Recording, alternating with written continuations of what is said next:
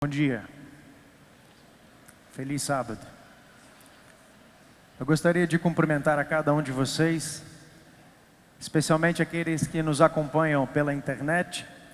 Fim de semana de feriado, talvez você esteja aí na praia, mas louvado seja Deus, porque independente de onde você se encontra, você está acompanhando a adoração a Deus. E por ser um feriado, muitas pessoas nos visitam. Muitas pessoas vêm de outras igrejas para conhecer o templo do NASF. Só para curiosidade, quantos aqui essa manhã estão nos visitando? Independente de serem adventistas ou não, levanta a mão, com vontade, para a gente ver.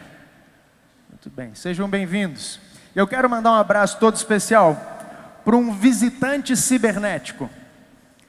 Eu quero mandar um abraço para o Adilson, que pelo que me passaram está acompanhando o nosso culto à noite, lá na Austrália. Seja bem-vindo, Adilson, que Deus te abençoe, que você possa sentir a presença de Cristo ao seu lado. Queria convidar a você que está aqui conosco, e a você que nos acompanha pela internet, independente se é visita ou não, a fechar os seus olhos, para nós orarmos então. Maravilhoso Deus, nos reunimos essa manhã mais uma vez para ouvir a Tua voz. Queremos sair daqui alimentados, motivados, para continuar na carreira cristã, Senhor. Na próxima segunda-feira, pela manhã, todos nós daremos a largada novamente em nossas atividades. E precisamos de forças, precisamos da Tua ajuda para vencermos essa corrida. Abençoe-nos, Senhor, capacite a esse pregador, para que pelo Teu Espírito ele possa pregar a mensagem de acordo com a Tua vontade. No nome de Jesus, amém, Senhor. Eu me sinto até, diria, mais à vontade em pregar numa quadra poliesportiva. Parte da minha pré-adolescência e da minha juventude, eu passei dentro de uma quadra. É isso mesmo. Eu mesmo muito cedo, e por 7 anos da minha vida eu joguei basquete. Não fui profissional, amador e armador do basquete. Mas eu levei a sério, treinava duro.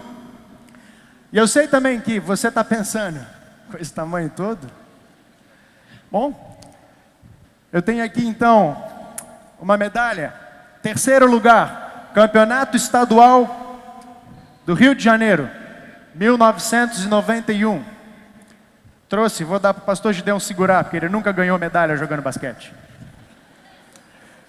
Trouxe ainda a medalha de ouro, Federação de Basquetebol do Estado do Rio de Janeiro, campeões invictos pelo time do Nova Friburgo Country Club. Primeira vez que o nosso time foi campeão, 1989, invicto.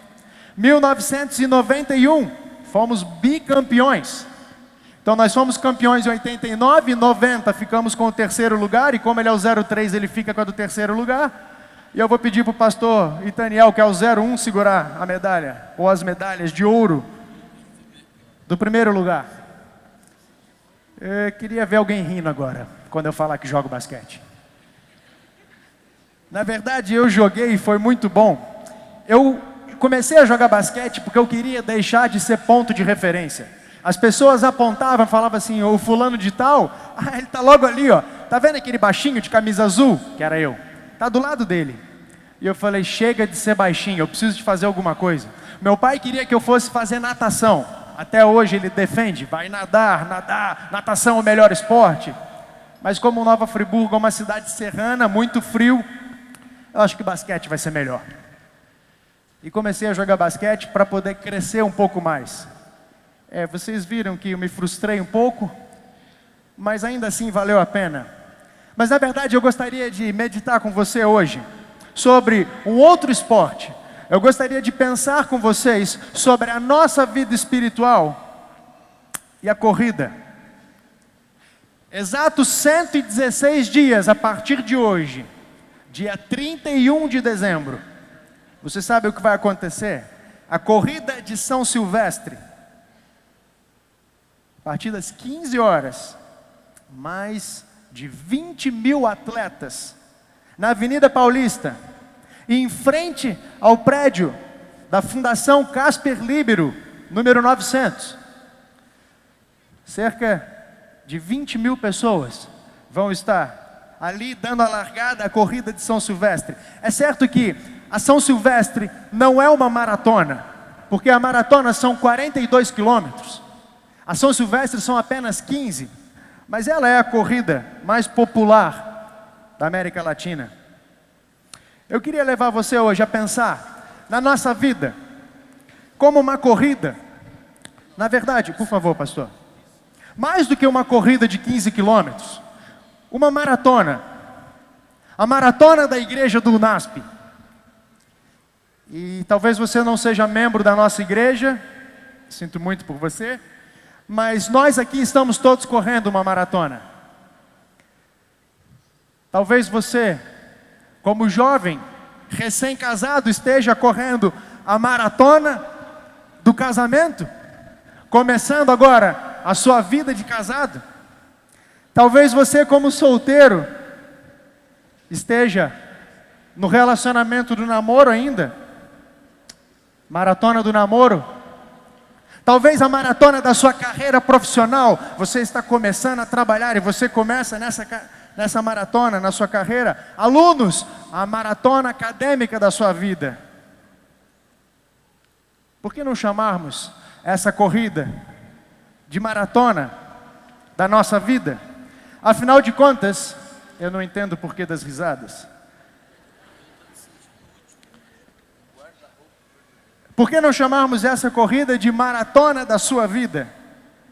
Porque independente de como você tem vivido a sua vida, tenho certeza que você está participando de alguma dessas maratonas.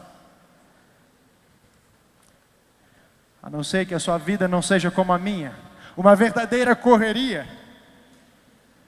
Na minha vida eu tenho certeza que é assim. E na sua eu creio que não podia ser diferente. Eu gostaria de propor a todos nós o fato de que todos nós precisamos de correr essa maratona. Independente de como você vem vivendo a sua vida, já que é para correr uma maratona, nós vamos precisar de abandonar algumas coisas.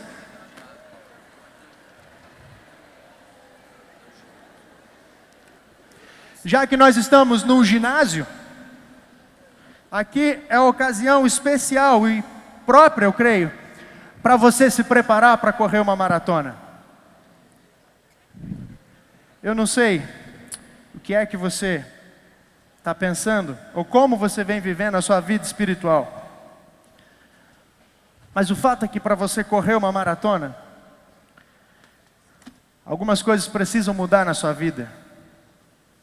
Não dá para correr uma maratona de terno e gravata. Não dá para correr uma maratona calçados, sapatos. Você precisa de mudar de roupa. Você precisa de fazer algo diferente para você então poder começar a correr. Abra sua Bíblia em 1 Coríntios, capítulo 9. 1 Coríntios, capítulo 9. Eu gostaria de meditar com você sobre a maratona da vida espiritual. Eu estarei usando hoje a nova tradução na linguagem de hoje. Não a Bíblia que normalmente eu uso, mas eu creio que esse texto vai servir para nos ajudar.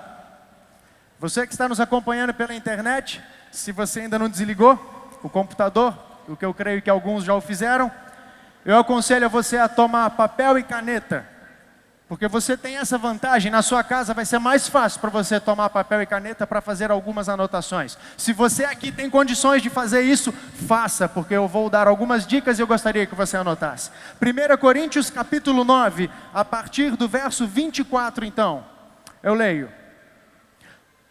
Vocês sabem que numa corrida, embora todos os corredores tomem parte, somente um ganha o prêmio. Portanto, corram de tal maneira que ganhem o prêmio. Todo atleta que está treinando aguenta exercícios duros porque quer receber uma coroa de folhas de louro. Uma coroa que, aliás, não dura muito, diz Paulo. Eu trato meu corpo, verso 27, eu trato meu corpo duramente e o obrigo a ser completamente controlado, para que depois de ter chamado os outros para entrarem na luta, eu mesmo não venha a ser eliminado dela. Paulo fala sobre a corrida cristã. E nas corridas tradicionais, nas maratonas tradicionais, é isso que acontece. Todos correm, mas somente um leva o prêmio. Mas na nossa vida espiritual, na nossa maratona é diferente. Não importa a sua condição social, não importa a sua cor, a sua filiação, todos têm que entrar nessa prova e correr. Todos têm que participar dessa maratona, sem exceção.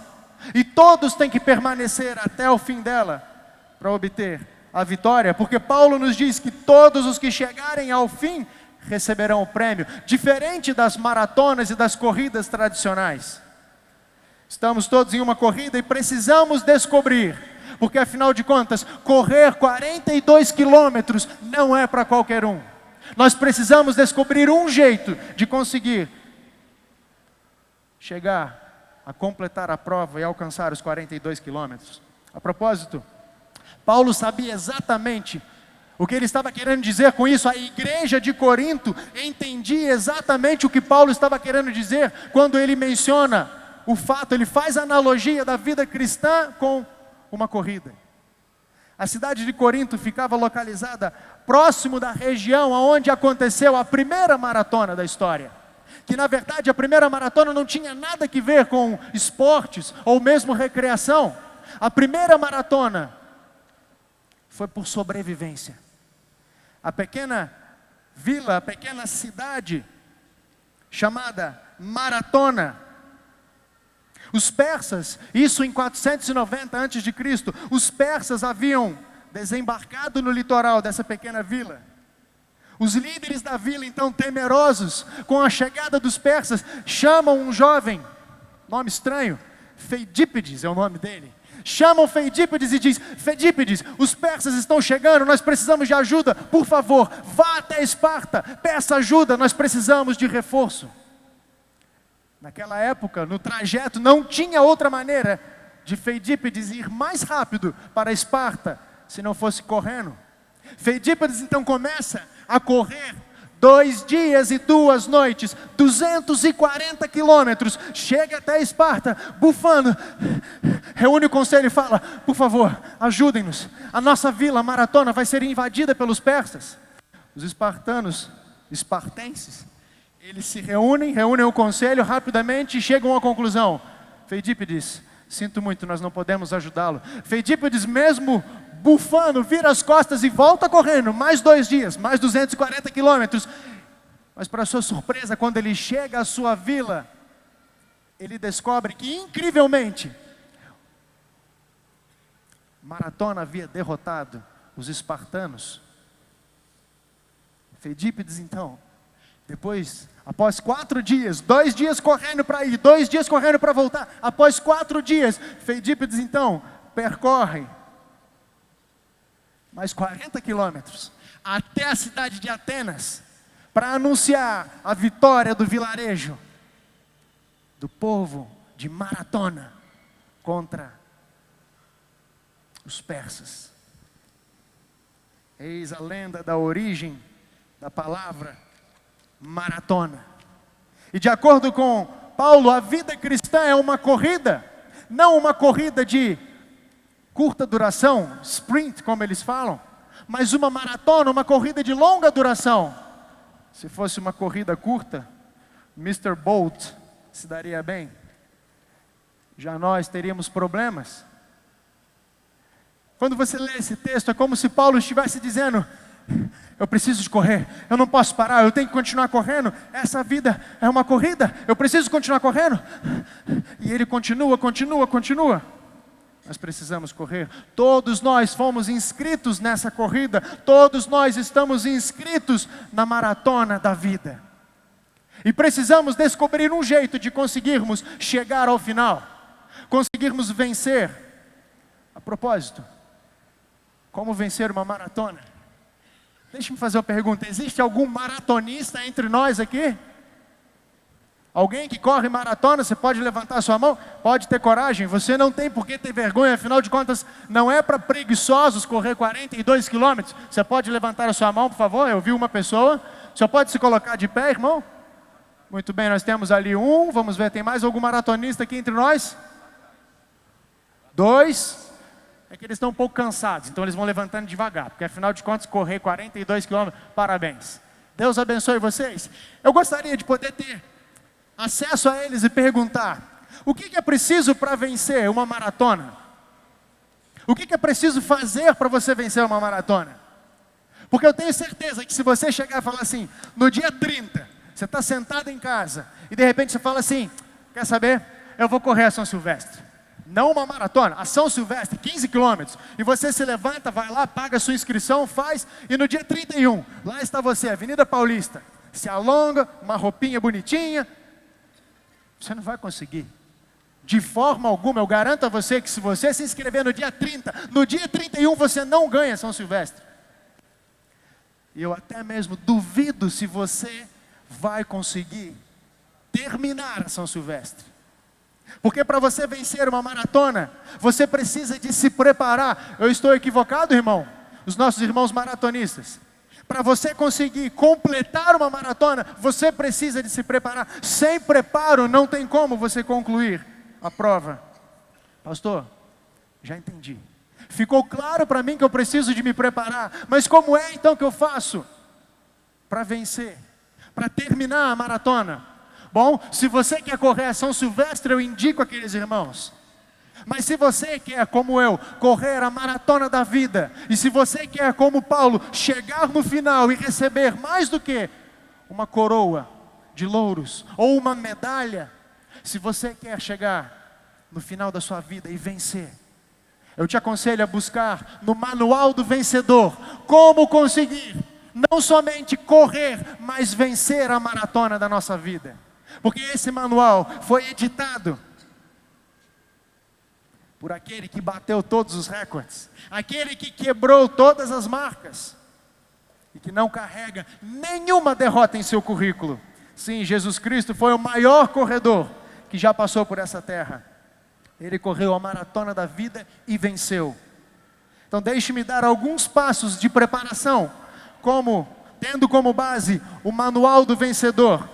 São 7 passos, nós vamos voar sobre eles, por causa do tempo. Se você tem papel e caneta, tome nota, porque nós vamos correr rápido de um para o outro. Passo número 1, para você correr a maratona da vida e vencer, mantenha-se hidratado. Em outras palavras, beba água. Por que é preciso beber água? Em cerca de 1 hora de corrida, num percurso como uma maratona, você perde de 1,5 kg a 1,8 kg de líquido. Conforme você vai correndo. Agora imagina, dia 31 de dezembro, você já está em pleno verão aqui no Brasil, e você começa a correr, e o percurso, por exemplo, da São Silvestre, subidas e descidas, você vai perder líquido. Algo precisa ser feito. Os maratonistas precisam repor o líquido, porque sem a reposição do líquido, sem a reposição da água que eles estão perdendo, eles morrem. Em outras palavras, trazendo isso para a nossa vida, irmãos, tentar correr uma maratona sem repor o líquido que você perde, sem repor a água que você perde, se você não fizer isso, você morre. Você precisa de alguma forma repor o líquido. Trazendo isso agora, aplicando para a maratona da nossa vida. Alguma conexão desse fato com a maratona que você e eu estamos correndo? O que é que diz João capítulo 4, verso 13 e 14? Qualquer que beber desta água tornará a ter sede, mas aquele que beber da água que eu lhe der, nunca terá sede. Porque a água que eu lhe der se fará nele uma fonte de água que salte para a vida eterna. Cristo está dizendo: eu sou a água da vida. Na maratona da sua vida, você precisa, para sobreviver, você precisa da água da vida. Pastor, quanto de água eu preciso? A regra dos maratonistas: beba cedo e frequente. Beba cedo e frequente. Você precisa de água. Você precisa de água. Sem água não existe vida. cedo e frequente. Você corre o dia inteiro, e quando chega a noite, vão beber um pouco de água. Não, beba cedo. Antes, primeira coisa do dia, levante-se cedo e beba a água da vida. Porque ao longo do dia você vai perder água e você vai precisar dela. Não existe chance de você sobreviver à maratona da vida sem a água da vida. Beba cedo e frequentemente, não à noitinha quando você estiver exausto. Segundo passo, primeiro passo, gostaria que você memorizasse. Primeiro passo, beba água. Segundo passo, esse é um pouco mais agradável para alguns. Faça uso dos carboidratos. Ou coma pão. Por quê? Os cientistas descobriram que para as atividades esportivas que exigem muito do nosso organismo, do nosso corpo, os carboidratos são especialmente importantes, essenciais, eu diria. É por isso que lá nos Estados Unidos, na principal maratona deles, que é a Maratona de Boston, na véspera da Maratona de Boston, num bairro chamado Little Italy, a pequena Itália de Boston, todos os atletas corredores da Maratona de Boston, eles se reúnem aquela noite. E ali eles têm a noite do espaguete. Todos comendo carboidratos, lasanhas, espaguetes, macarrão. Mas você não precisa de buscar somente na massa o carboidrato. Preste atenção, o que a Sociedade Brasileira de Medicina do Esporte diz? Eles recomendam a ingestão de 5 a 10 gramas por quilo por dia de carboidratos, dependendo do tipo e da duração de exercício físico escolhido e os seus objetivos. Por quê? Como os estoques de carboidratos são limitados no organismo e suficientes para poucas horas de exercícios, a manipulação da dieta com alimentação rica em carboidratos e a oferta desses nutrientes tem como objetivo aumentar os estoques corporais, tanto nos músculos quanto no fígado. Eles dizem assim ainda: é importante ressaltar que além da quantidade, a escolha do tipo, a forma e os horários dos carboidratos ingeridos é importante na melhora do desempenho físico e do processo de recuperação. A mesma regra da água vale para o carboidrato ou o pão. E uma vez mais, quando você associa aquilo que os maratonistas fazem com a vida cristã, a maratona da nossa vida, João capítulo 6, verso 35, você descobre Cristo falando: eu sou o pão da vida, aquele que vem a mim não terá fome. Se você não quiser desistir da corrida, meu querido jovem, se você não quiser desistir da corrida, você precisa de tomar o pão da vida para chegar ao final dela.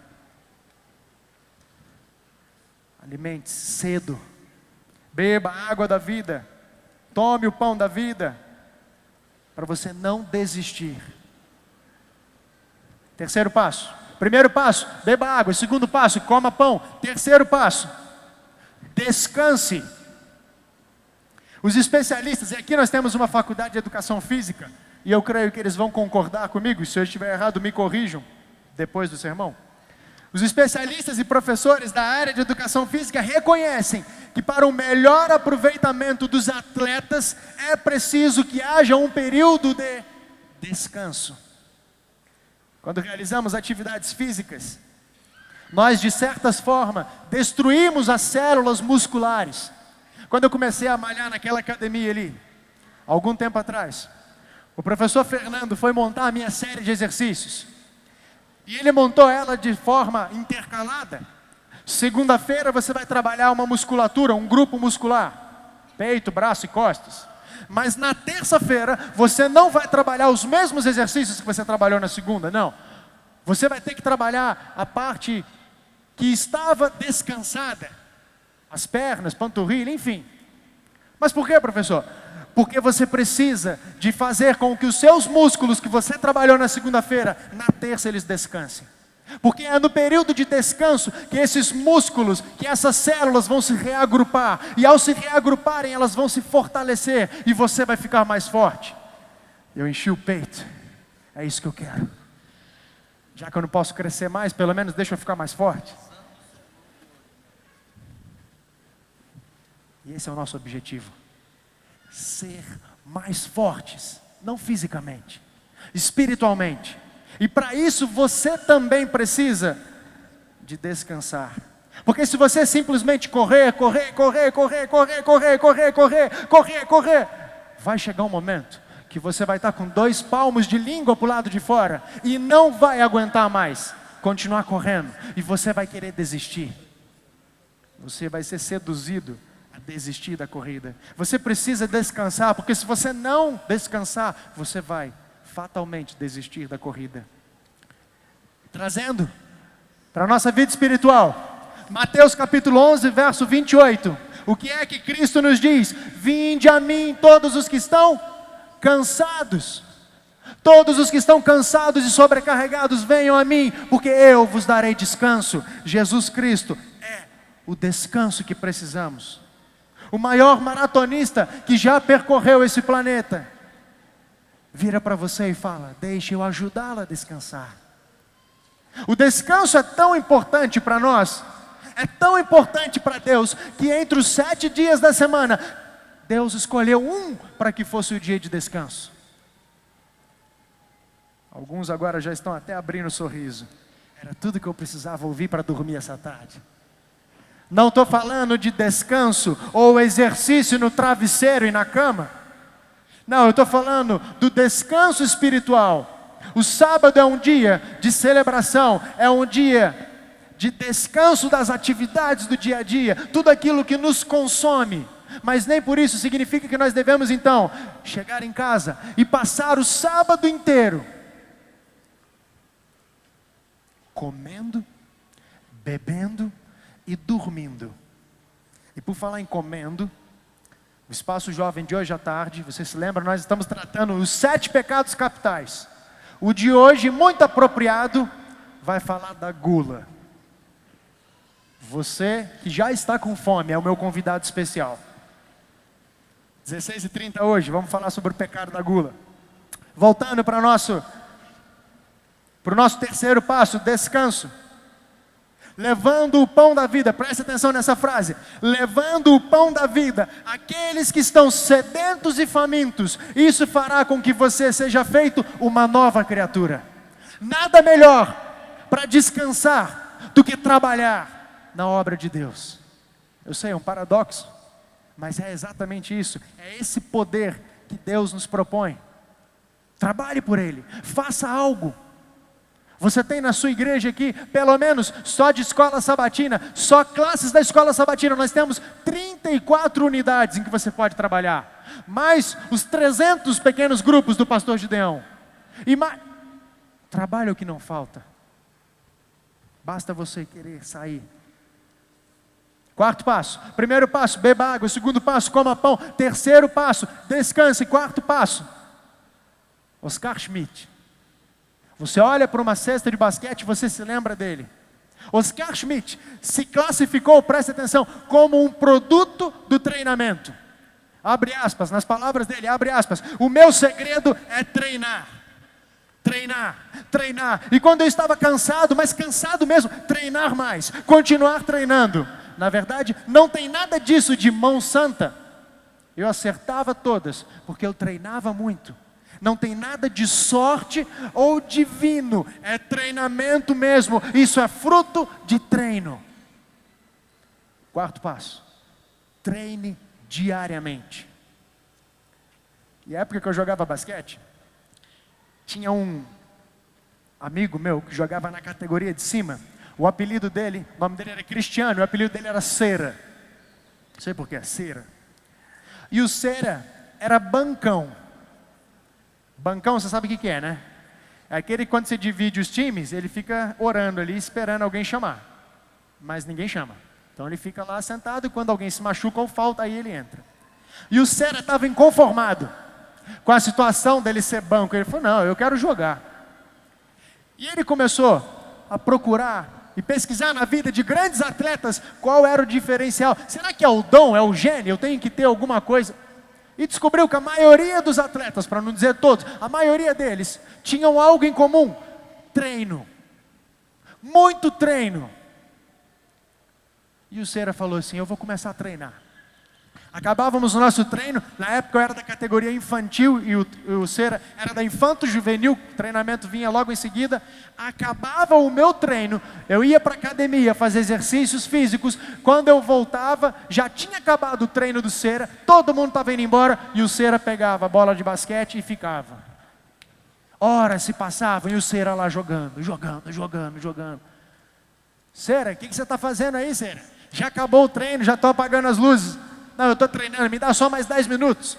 Ele falava para o seu Altair. O seu Altair era o cara que é responsável por apagar as luzes, guardar as bolas, enfim. Quantas noites eu saía do treino e ia embora para casa, tarde da noite, o Cera continuava lá. Até que um belo dia, para minha surpresa, adivinhe quem entrou como titular? O Cera. Adivinhe quem foi que decidiu o jogo nos últimos segundos com o arremesso de fora? O Cera. E quando eu vi ele decidindo aquele jogo, somente quando eu vi ele decidindo o jogo, no final, nos últimos segundos, é que me veio, eu olhando para o ginásio, vendo o Cera jogar, eu vi que ele estava arremessando aquela última bola, exatamente do mesmo ponto onde ele estava treinando, em uma das noites que eu havia encontrado. E como que num flash eu consegui visualizar no meio do jogo, o Cera sozinho, arremessando aquela bola à noite.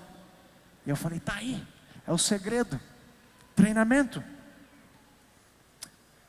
Todos têm o desejo de vencer, mas poucos têm a vontade de se preparar para isso. E é a preparação que conta.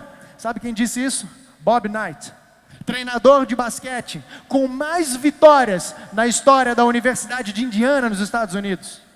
Todos têm o desejo de vencer, mas poucos têm a vontade de se preparar para isso. Recorrendo ao manual do vencedor, que lição que nós podemos tirar disso?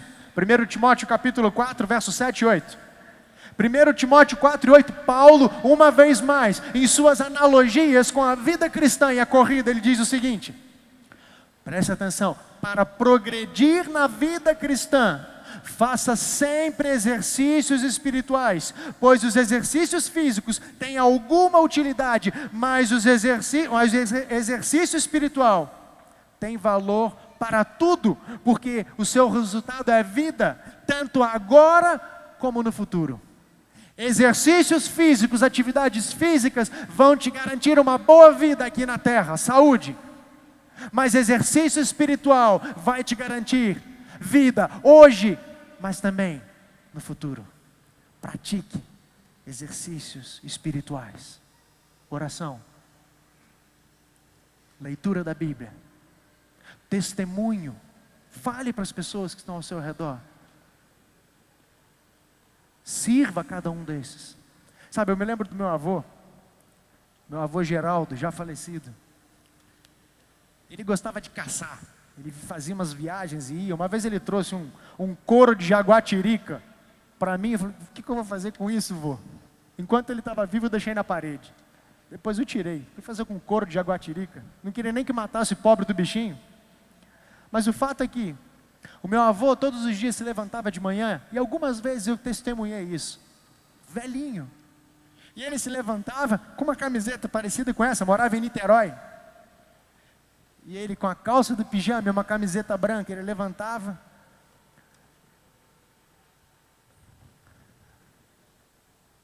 dez vezes, depois que ele acabava, a minha avó dormindo do lado dele, e ele fazia o seu exercício todos os dias. Às vezes eu acordava e eu descobri isso, porque uma vez ele fez isso e deu um gemido, eu assustei e fui ver o que era. Cheguei lá, tá meu avô, tá doendo hoje. Exercício diário, para ter uma boa saúde. Para nossa saúde espiritual, nós precisamos nos exercitar diariamente, irmãos. Você mora numa região onde milhares, talvez milhões de pessoas estão perecendo. Milhões de pessoas estão desesperadas, famintas, sem esperança, sedentas. Imagine o que Deus vai perguntar para você quando Jesus voltar. Peraí. Eu vim te buscar, mas você mora ao lado dessas pessoas há tanto tempo e você nunca fez nada por eles, você foi incapaz de falar pelo menos de que eu era o seu Salvador. Será que a gente não pode fazer nada por essas pessoas que estão ao nosso redor? Que caem na nossa frente pedindo ajuda? Quinto passo. Primeiro passo, beba água. Segundo, coma pão. Terceiro, descanse. Quarto, treine diariamente as disciplinas espirituais. Quinto passo, use o equipamento correto. Imagina que nós aqui à frente vamos começar uma corrida, certo? Uma maratona. Alguém gostaria de apostar em um dos engravatados aqui? Da maneira como nós estamos agora, nós vamos levantar e sair correndo. Alguém aposta em um deles correr de terno, gravata? Alguém apostaria em mim para correr do jeito que eu estou? Com certeza. Não pela barriga do pastor Gideão e dos demais, mas pela maneira como nós estamos vestidos. Como é que eles vão conseguir correr desse jeito? Use o equipamento correto. Se você quiser participar de uma corrida, é preciso, como parte da sua preparação, abandonar tudo aquilo que vai lhe atrapalhar, abandonar tudo aquilo que talvez seja um problema para você conseguir continuar correndo. Agora vai nos dedos. Talvez você precise de abandonar as horas que você passa na internet à noite, que são improdutivas e que estão atrapalhando a sua corrida espiritual. Senhoras e senhores, talvez vocês precisem de desligar a televisão mais cedo, antes de Caminho das Índias, para você se preparar. Jovem, se o seu namorado está atrapalhando a sua vida espiritual, é hora de você dar uma engraxada no bico do sapato, esticar um pouquinho a calça e terminar o namoro. Talvez seja preciso abrir mão de algumas coisas. Tem um ditado nos Estados Unidos que diz assim: no pain, no gain. Sem dor não há ganho. É preciso, tudo tem um preço na vida. Tudo tem o seu preço. E para você vencer na vida espiritual, para você conseguir chegar ao fim da vida, da carreira, da maratona espiritual, você tem que pagar o preço. Talvez você tenha que abrir mão de algumas coisas que você gosta, mas que você sabe que estão atrapalhando. Pequenos grupos, visitas em presídios, Praça da Sé, Escola Sabatina, Espaço Jovem, corais, bandas, desbravadores, clube de líderes, aventureiros. O que não falta nessa igreja é um lugar para você trabalhar. Eu estou lendo apenas alguns grupos para que você possa, com o equipamento correto, fazer o seu trabalho. Todos esses ministérios que a igreja oferece, ela oferece para você, para que você se exercite espiritualmente, para que você cresça espiritualmente. Sexto e sétimo passos. Sexto passo, bastante simples, autoexplicativo. Siga as orientações do seu treinador, com T maiúsculo. O apóstolo Paulo diz assim, 1 Coríntios 11:1, sigam o meu exemplo, como eu sigo o exemplo de Cristo. Siga o exemplo do mestre. Aceite as orientações do nosso treinador, Jesus. Imite-o, pois ele sabe o que diz, ele já venceu essa prova. Sétimo e último passo. Corra com a linha de chegada em mente. Corra com a linha de chegada em mente. Sabe, irmãos, nem sempre você vai se levantar de manhã, abrir a sua janela e você vai ver o sol brilhando. Vai haver momentos na sua vida em que as nuvens vão tomar conta, em que as trevas vão pairar. E você, eu tenho certeza, porque também já aconteceu e acontece comigo. Você abaixa a cabeça e você pensa em desistir. Se esses momentos ainda não aconteceram na sua vida, fique tranquilo, eles estão a caminho. Porque a crise vai vir. Os problemas estão a caminho, com certeza. Mas o conselho do manual do vencedor, Hebreus capítulo 12, verso 1 e 2. Hebreus capítulo 12, verso 1 e o verso 2. Assim nós também, Temos essa grande multidão de testemunhas ao nosso redor.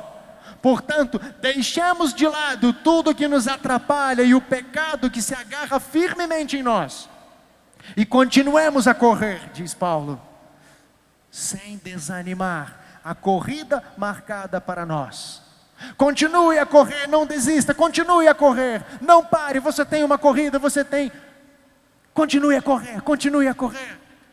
Verso 2: conservemos os nossos olhos fixos em Jesus, pois é por meio dele que a nossa fé começa e é ele quem a aperfeiçoa. Corra com os olhos em Cristo. Cristo não somente começou essa maratona, mas ele concluiu, ele terminou essa prova. Estude a sua vida, estude as ações de Cristo, estude a estratégia de Cristo, os seus métodos, para você também poder ser um vitorioso. Cristo nunca perdeu de vista o seu propósito, nunca perdeu de vista a linha de chegada. Dê ouvidos a alguém que já venceu essa maratona. Por quê? Na segunda-feira, eu não sei que horas, na segunda-feira, o relógio vai tocar, o despertador vai tocar, e independente se você está preparado ou não, você vai ter que se levantar e correr. E você vai começar naquela segunda-feira, mais um capítulo, mais uma trajetória, mais um pedaço, um percurso da sua maratona. Independente se você estiver preparado ou não, você vai ter que correr. Você entendeu isso? Segunda-feira pela manhã, alguns vão começar amanhã mesmo. Segunda-feira pela manhã, você vai ter que correr, independente se você quer ou não, você vai ter que correr. E eu lamento pelo fato de que muitos estão correndo uma maratona sedentos, desidratados, famintos, cansados, e eles já começam a segunda pela manhã, podres, não conseguem correr. Resultado de correr assim? Dor, lágrimas, frustração, sentimento de derrota, vontade de desistir. Com certeza, a vida para esses é cinza. E como parte do nosso trabalho pastoral, a tragédia para o trabalho de um pastor é que ao longo da nossa corrida, porque nós também temos que correr essa maratona, e ao longo do trajeto, nós nos deparamos com irmãos caídos no chão, cansados, que falam: pastor, eu não aguento mais, pastor, eu já desisti, eu não quero mais correr, pastor. Tudo que sonhavam foi abandonado, a maneira como viviam, os seus princípios, tudo ficou para trás. Foram seduzidos pela ideia de que assistir a corrida, ver o povo passando rumo à vitória, é melhor e mais fácil do que entrar na pista e correr. Eu concordo que é mais fácil. É mais fácil se colocar ao lado, viver uma vida medíocre e ver a banda passar, os atletas passarem. Mas quando essa prova terminar, eu tenho certeza que você vai se lamentar pelo fato de não ter entrado na pista e ter tentado correr até o final. Você precisa de se preparar. Muitos não sabiam, desistiram algumas curvas da vitória. E como pastores, nós não podemos carregar as pessoas, nós temos que encorajá-las, motivá-las: continue correndo, continue correndo. Nós estamos chegando ao fim, olha a linha de chegada, está logo ali. Há apenas algumas curvas, corra. Perto, próximo do fim. Muitos não conseguiram, muitos não querem mais correr. É nesse momento que você deve levantar a cabeça, levantar os olhos e buscar o seu treinador, buscar a Cristo. Fixe seus olhos nele. Olhe para Cristo, você não pode vê-lo, mas saiba que Ele está ao seu lado, correndo junto com você durante todo o trajeto. E Ele nunca vai te abandonar. Corra com a linha de chegada em mente. 7 passos: beba a água da vida, coma o pão, descanse, treine diariamente, use o equipamento certo, siga as orientações do seu técnico e corra com os olhos na linha de chegada. Eu quero terminar contando a história de uma maratonista. tenho certeza que se eu falar o nome dela, você não vai saber quem é. Não pelo nome, mas pelo que ela fez. E eu vou ler um relato de alguém que testemunhou e contou para nós hoje o que foi que aconteceu em 1984. Era a primeira vez que as mulheres podiam competir na maratona. 37 atletas disputavam a prova, cujo percurso de 42 quilômetros estava quase chegando ao fim. O forte calor levava as competidoras ao limiar da exaustão. Não deveria ser nada de especial, eu juro, mas por algum motivo eu não quis sair da frente da televisão. A corrida terminou, as competidoras iam chegando, algumas mais rápidas, outras menos, mas todas chegavam, menos uma. De repente, a câmera deu close, e eu jamais vou esquecer aquela cena. Tenho certeza que você não se lembra o que comeu na semana passada, muito menos quem ganhou a maratona feminina das Olimpíadas de Los Angeles em 1984. Mas com certeza você já ouviu, leu ou viu na TV alguma informação acerca da atleta que cruzou a linha de chegada em último lugar. O estádio acompanhou a cena dramática. A atleta Gabrielle Anderson, contundida, fez os últimos 100 metros em 5 minutos e 44 segundos. 100 metros em 5 minutos, irmãos. Aquilo que o Bolt faz em menos de 10 segundos, ela fez em 5 minutos.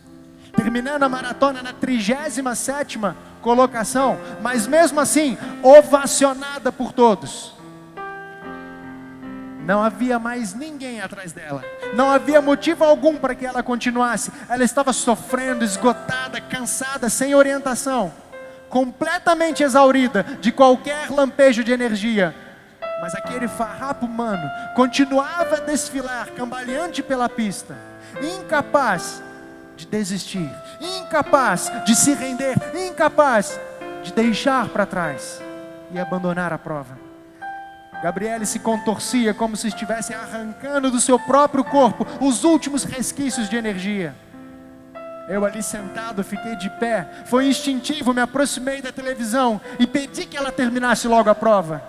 Ela já não podia mais correr, e mesmo caminhando, o fazia em pequenos passos. A cena ficou absolutamente dramática. O esgotamento de Gabrielle era nítido, sua musculatura estava seriamente comprometida. Os 7 minutos que presenciei se encerraram quando ela finalmente cruzou a linha de chegada, corpo transfigurado pela dor e pelo cansaço, desabando de encontro ao solo. A multidão no estádio se colocou em pé e em lágrimas aplaudiu a heroína, última colocada na maratona de Los Angeles.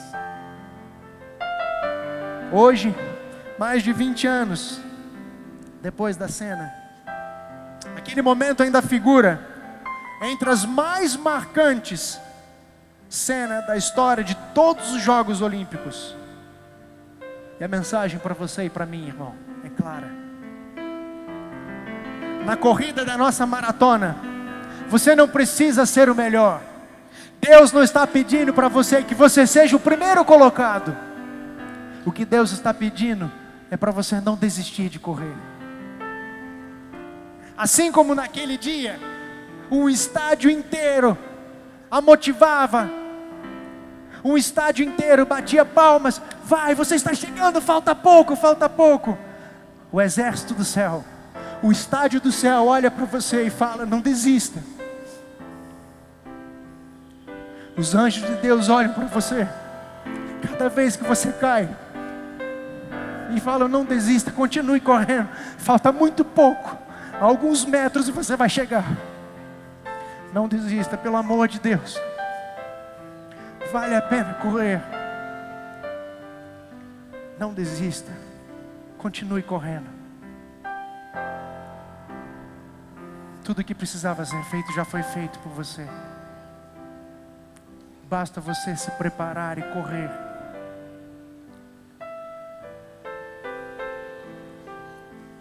A recompensa que você tanto sonha, mais do que uma medalha de ouro, a recompensa que você tanto sonha, o troféu que você imagina que você vai receber, Cristo vai te entregar pessoalmente. Não desista de correr. Eu queria pedir ajuda para os diáconos nesse momento, porque eu quero lançar um desafio para você, para te motivar na sua maratona, na corrida da sua vida. Com sinceridade, abrindo o coração. Quantos aqui nunca conseguiram ler a Bíblia inteira? Levante sua mão. Quantos não conseguiram ler o manual do treinador, o manual do vencedor? Levante sua mão.